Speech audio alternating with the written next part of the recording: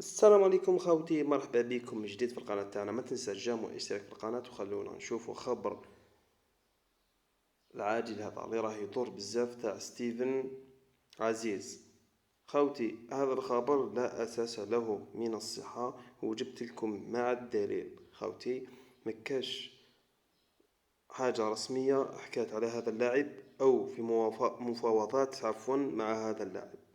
كما راكم تشوفوا، دخلت الباجا تاعو، لقيت هذاك التغريدة الأخيرة مسحوها. ومع البحث جيدا، هذا الحساب ماشي ديالو، حساب هذا مش تاع ستيفن عزيز رسميا من عندي خاوتي، ومكاش في مفاوضات لحد الآن من جهة رسمية مع هذا اللاعب.